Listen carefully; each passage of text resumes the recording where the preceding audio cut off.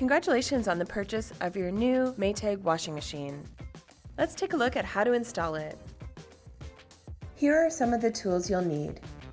A 1 3/4 inch pliers, an adjustable wrench that opens to 14 millimeters, hot and cold water hoses with flat washers, a level, and a utility knife. Start by removing the packaging. To remove all of the packaging, we'll need to tip the machine over. With the help of a friend, carefully tip the machine onto its back. You can use some of the packaging to make sure you don't get scratchers on the machine. Remove any additional packaging. Tip the machine back into a standing position. Open the lid to find additional materials, including your use and care guide and a drain hose. To start the installation process, remove all 4 shipping bolts at the back of the machine using an adjustable wrench.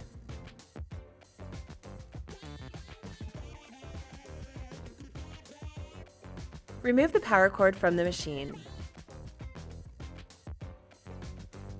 Use the plastic flap to close the opening. Next, you're going to install the drain hose. Fasten the drain hose in place using your adjustable wrench.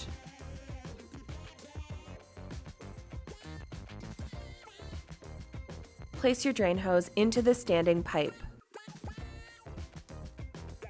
Now it's time to connect the water hoses. Make sure your rubber washer is installed before connecting the water hose to the water line.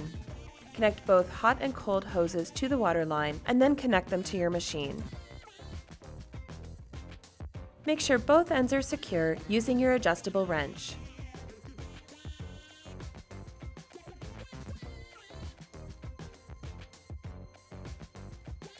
Now to level your machine.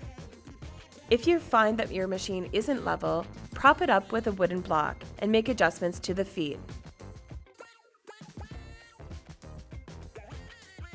Check again to make sure you're level.